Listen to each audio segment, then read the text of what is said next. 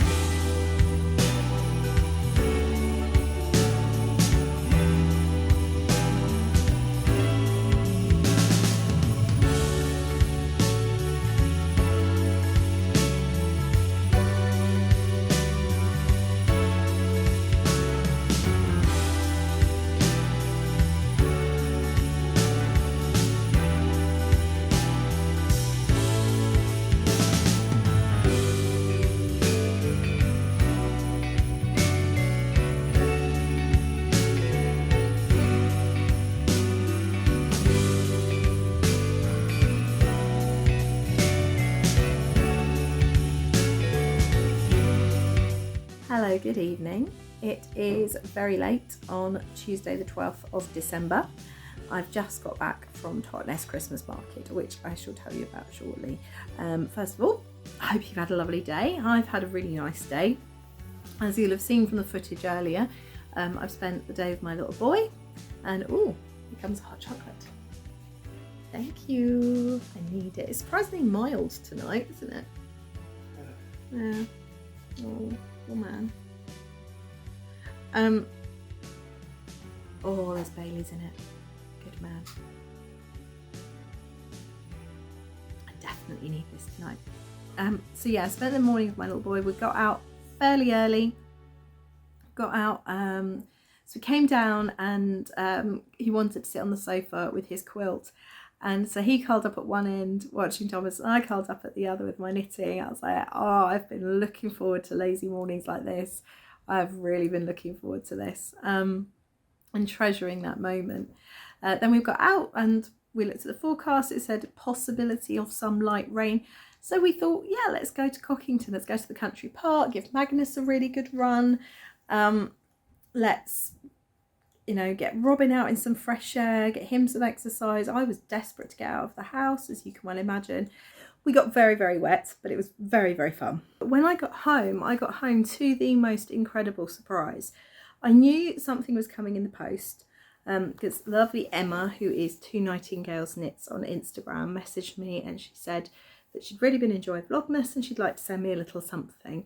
And I said, well, thank you very much. I'm trying to get better at saying thank you rather than going, no, please don't, no, you're okay. Anyway, so I knew a package was probably going to arrive, and when I walked in, this package was on the dining room table, and it was quite a large package, and bless her heart, she'd put together for me, her and her daughter had put together for me a 12-day advent, beautifully packaged, and with a really lovely card, and including what feels like a full cake of yarn as well in a green package. And Emma has said that I can choose when I would like to open said green package, so I might open it tonight when I've finished this. I was absolutely blown away, and even now I'm almost in tears. It was just such a wonderful surprise.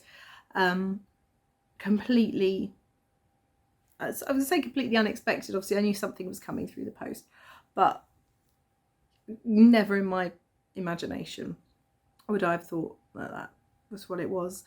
Yeah, I was just very, very touched. So there will now be an advent on this Vlogmas for the next 12 days anyway.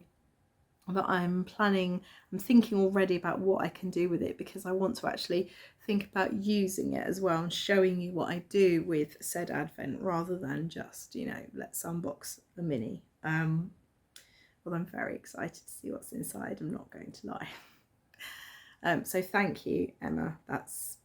I've obviously messaged Emma personally anyway already, not waited till 10 o'clock at night to record a thank you and then edit it tomorrow, so it'll be 24 hours till she gets a thank you. No, I have thanked her personally.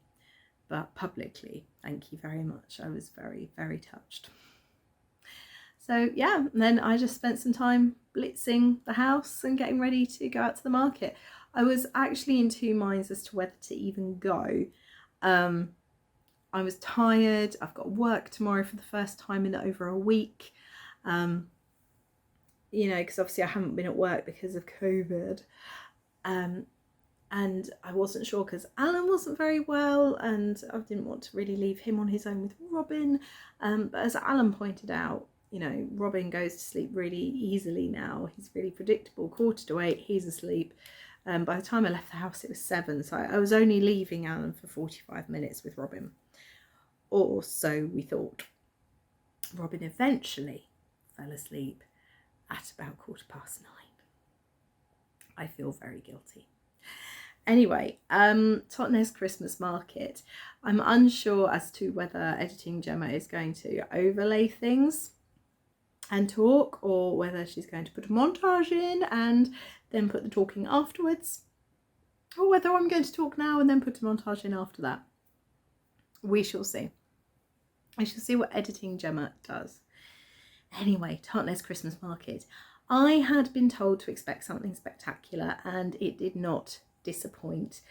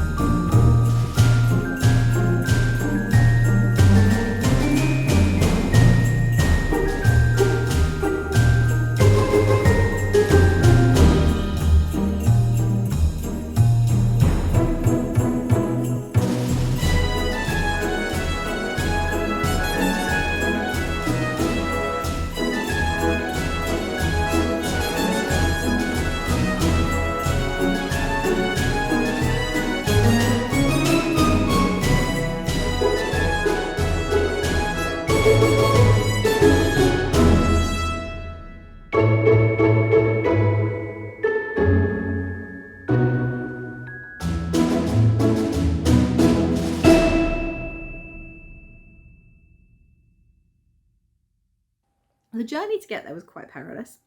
It was only 20 minutes in the car, but it took me a lot longer because Satnav's trying to kill me by putting me on as many narrow, windy, impossible to see countryside roads as it is possible to be in. I thought the country roads in Kent were pretty bad. These ones are bad, and it seems like no one cares what side of the road they drive on. It is entirely your problem if they plough into the front of you because you're in their way, even though you're on the tiny bit of the side of the road that you have. So I arrived feeling slightly stressed, but I had a full 20 minutes of hunting for a car parking space to calm down, which was quite good. And I really honed my reversing skills because Totnes is not lacking in car parks. Every road I turned down had a car park, but all of them were full. Eventually I found a space and wandered into the town. I knew I was quite near the end where I entered Totnes, and I saw that the road was closed and I could see some stalls. I thought, brilliant, that's going to be it. So I've been warned to expect this really busy Christmas market with loads of stalls and a huge range of things and lots of artisans, and I was a little bit confused because that's not what I found.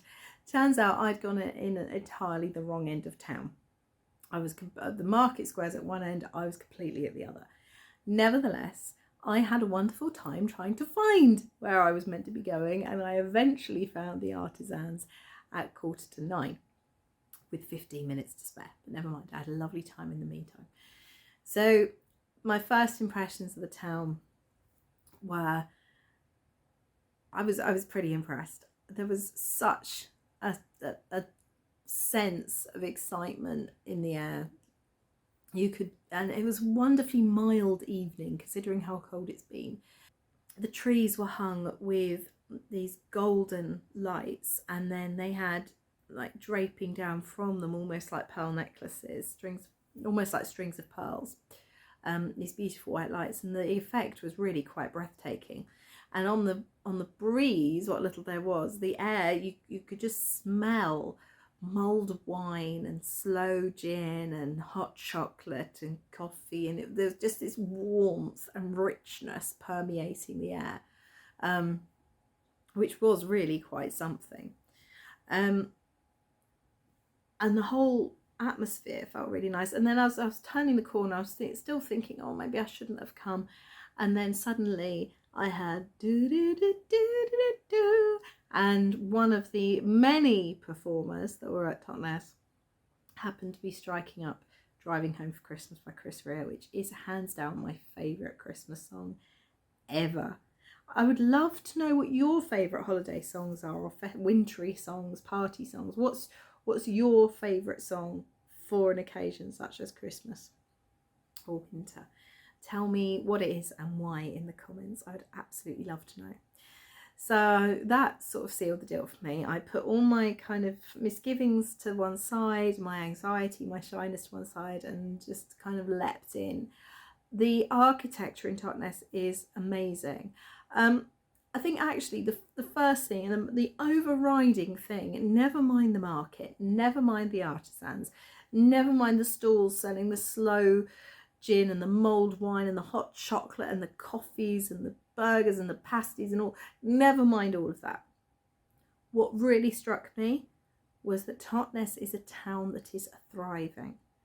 I counted one empty unit in my entire nearly 2 hours of wandering around this town.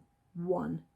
And it was such a mix of independent stores and chains. There was Superdrug, there was Waterstones, there was Smiths, there was kind of your bog standard ones that you would expect from a high street. Then there were kind of more, I suppose, higher end brands such as Fat Face, Sea Salt Cornwall, Salt Rock. So there were some more kind of almost designer labels, I guess. And then you had so many little quirky independent shops. Yes, there were lots of cafes, but every single one of them seemed to be doing something different. The one that really struck me was a place called Gathered, which from what I can gather is based upon, you know, natural ingredients and foraging and that sort of thing. I need to look it up and look into it, but it looked incredible.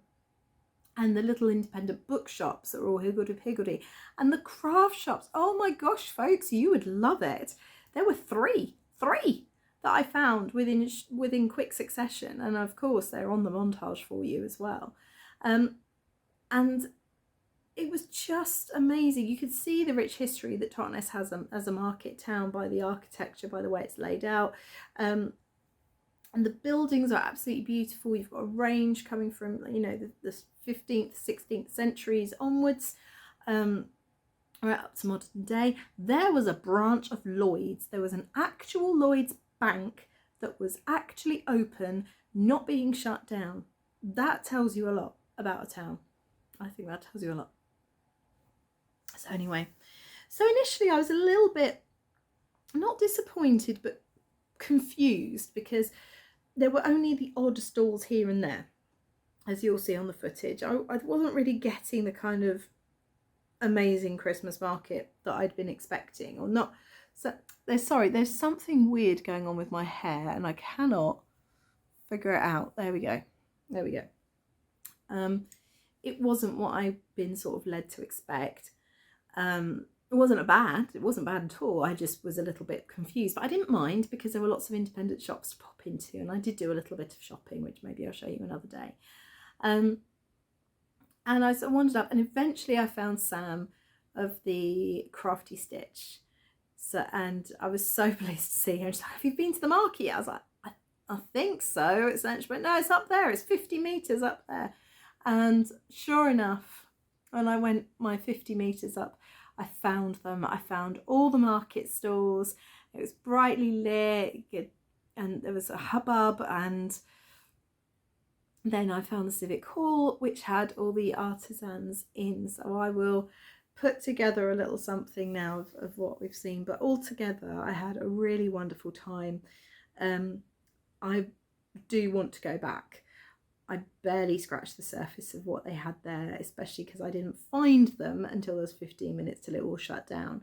But I would also really like to go back to Totnes in daylight. And I'm going to, actually. I'm going in January to meet up with a few people. But yeah, I'd quite like to go back this side of Christmas. So we'll have to see if we can get that to work in. It's an absolutely beautiful, thriving town. I was really, really impressed with it. And I did feel a bit in the holiday spirit. I did not buy any mulled wine because I was not about to pay £7 for a glass of mulled wine when it's £3 a bottle in Sainsbury's. You know, fine for anyone who wants to, but it was not within my budget. I enjoyed them, plus I never would have got home. I enjoyed the smells very, very much. And I did a little bit of Christmas shopping. One of my best buys that I'm most chuffed with, Helen and Tom of the Giddy Knits Vlogmas, use this book for their Christmas pudding. Oops, I've just put hot chocolate over my knee, never mind. Nigel Slater, The Christmas Chronicles, and it's like a diary / cookbook. And the way Tom described it just sounded really lovely. And I thought, oh, I wonder if I can track down a copy of that for Vanessa for Christmas, because I think she'd really like it. And lo and behold, this little tiny bookshop I went into, amazing higgledy-piggledy bookshop. Oh, it was brilliant. It was so beautiful. Had one copy of this on the shelf at £10 off. I was like, well, that is what they say is meant to be. So it's called The Christmas Chronicles. This is the story of my love for winter, the scent of fir and spruce, ghost stories read with a glass of sloe gin, and beeswax candles with shadows dancing on the ceiling. With recipes, fables, and quick fireside suppers from November to early February, I take you through my essential preparations for Christmas and the New Year, and everything you need to enjoy the winter months. That, to be honest, sounds right up Vanessa's street.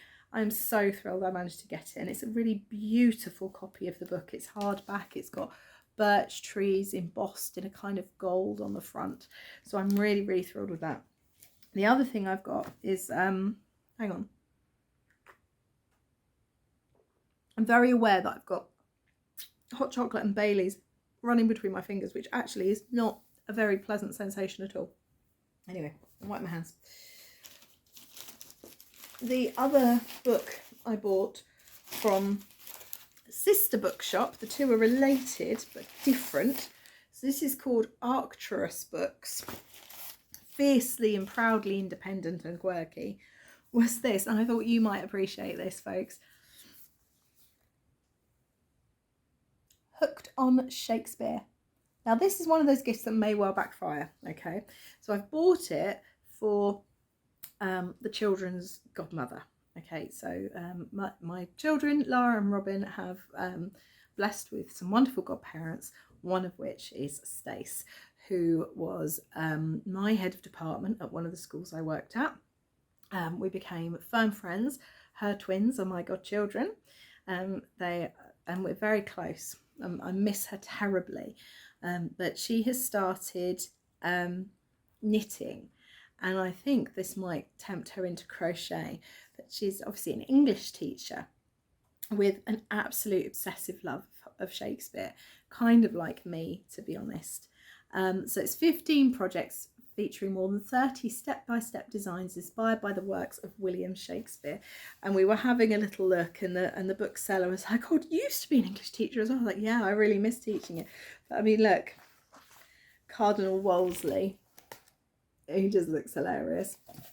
That was the one that the bookseller pointed out to me. I'm quite fond of Henry V. Obviously you've got Hamlet and the Ghost, Antony and Cleopatra. I think every classroom needs a bottom, doesn't it? I just think it's beautiful. I mean, feel how you do about amigurumi. I quite like it. I might have to do Macbeth for my dad because we are descended from Macbeth. But there we are. Yeah, so I'm thrilled. I hope you enjoy the footage. I'm going to wrap this up and head to bed. Not an awful lot of knitting's happened today. I spent some time working on my sock and some time working on my habitation throw. But yeah, the rest of it was just a nice chilled day at home. So I've talked for quite a long time. I've got a feeling it's going to be quite a long vlog. The vlog is not going up until the 13th because it is pushing 11 o'clock and I've got work at 9 o'clock tomorrow, so I'm not doing it. Anyway, I hope you have a really, really lovely evening, and I will see you tomorrow. Take care. Bye. Fair enough. I feel a bit silly now. So Emma has sent me this 12-day advent, but she's included this green package, and she said on the card that it's up to me when I open it, which I'm taking as permission to open it now. I'm not doing a Christmas Day vlog.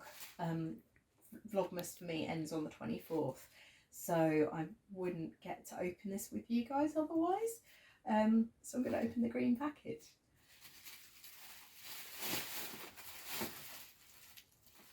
Oh my gosh,